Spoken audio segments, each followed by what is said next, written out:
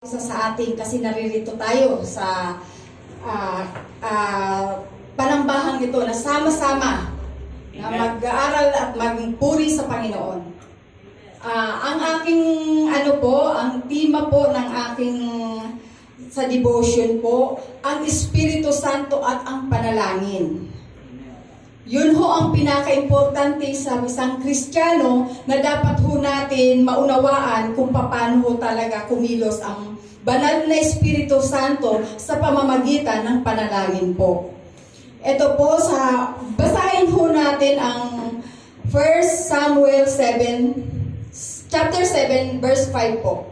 Sabi ho dito, sinabi pa ni Samuel, tipunin ninyo sa Mispa ang buong Israel at ipanalangin ko kayo. Yun po, kasi si Samuel po ay naging nanguna po siya sa Israel po, ang kasaysayan po nito. Yun ho ang ating kumbaga sa tutumpukin ho natin kung ano ang nangyari ho sa pamamahala ni Samuel po. Sa pamamagitan ng panalangin ay nagbigay ng tagumpay sa bawat mga taga-Israel po.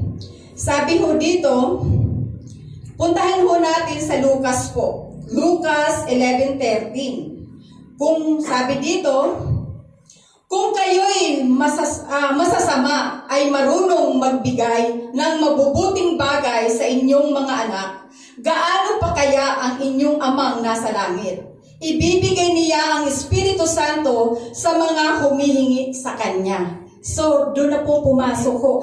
Pangako to sa atin ng Panginoon. Ibibigay niya ang Espiritu Santo po sa bawat,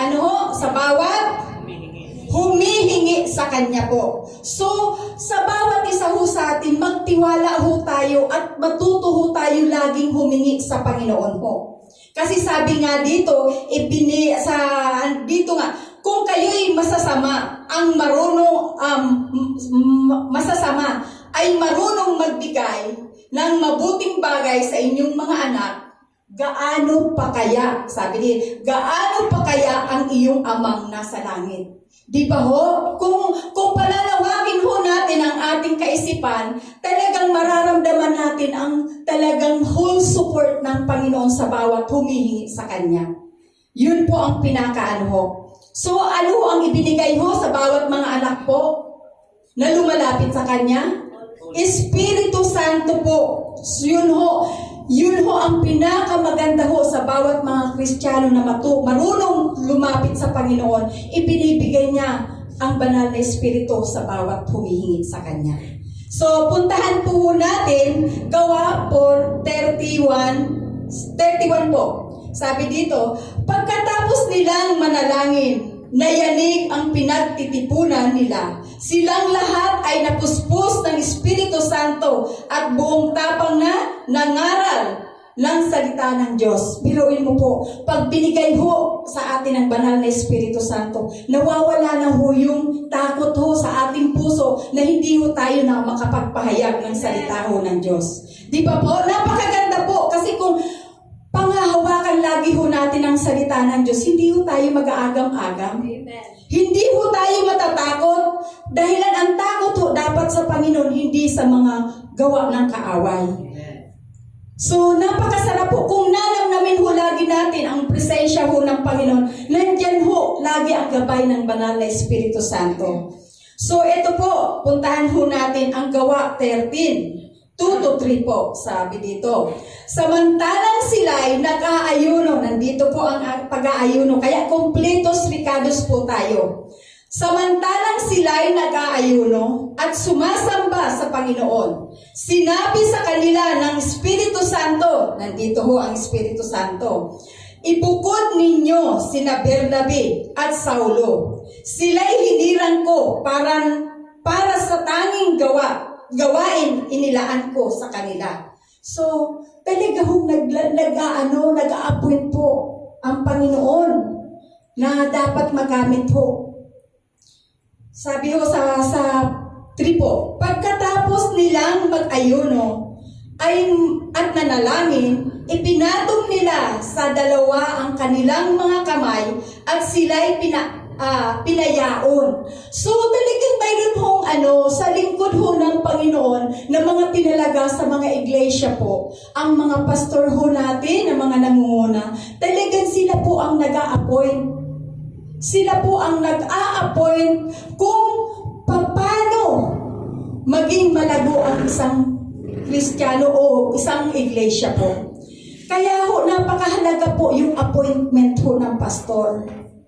Napakahalaga po. Kasi yung hindi ho pwede ho tayo na basta-basta nila hong kasi dapat ho nasa proper. Yun po ang pinakaano po. Puntahan po natin. Nakukuha niyo po yung sunod-sunod po. Sa Romans 8:26-27 po, napakaganda ho ng verse ho nito. At lagi ho natin, linggo-linggo, lagi ho natin ito naririnig sa preaching mula nung kay Pastor, si Pastor Dean.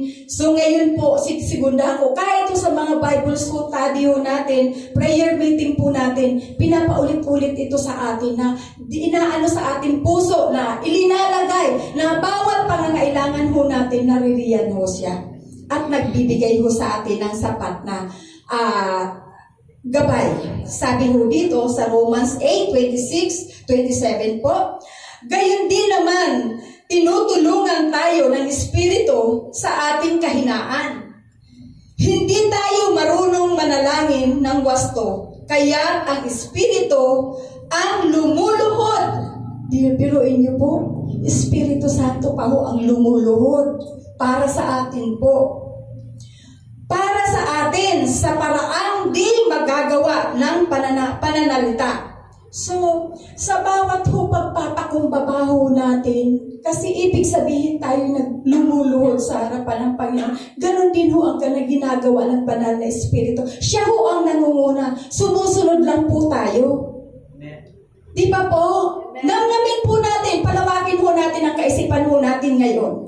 Namnamin ho natin ang mga salita na nagbibigay buhay at lakas sa bawat isang mga Kristiyano. Ulitin ko po, napakaganda po ng verse ho nito. Gayon din naman, tinutulungan tayo ng Espiritu sa ating kahinaan. Hindi tayo marunong manalangin ng wasto, kaya ang Espiritu ang lumuluhod para sa atin sa paraang di magagawa ng pananalita. Napakasarap po. At nauunawaan ng Diyos na makakasaliksik sa puso ng tao ang ibig sabihin ng Espiritu.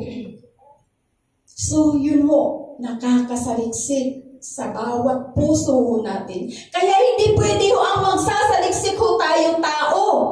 Mismo ang banal na Espiritu Santo ang sumasaliksik ng mga puso natin kung ito ba ay nagkakasala, kung ito ba ay sumusunod sa kalooban ng Diyos.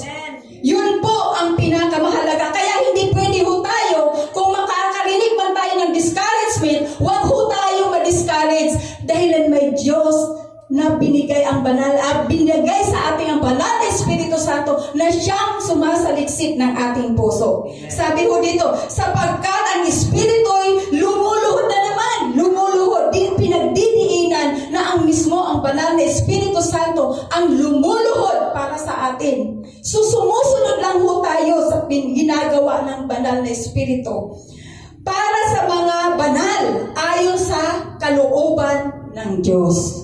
Napakaganda po, napakaganda.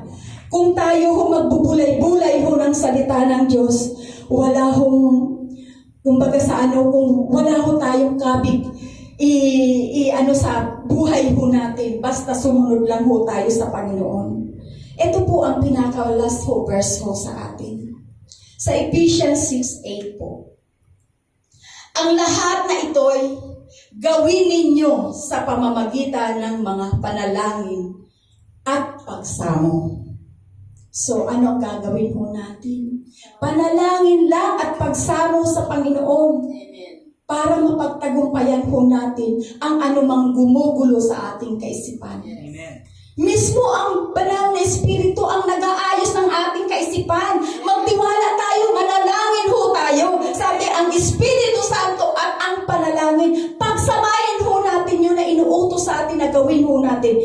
Tingnan ho natin, patuloy ho tayo lalago, patuloy ho tayo mananampalataya sa Panginoon.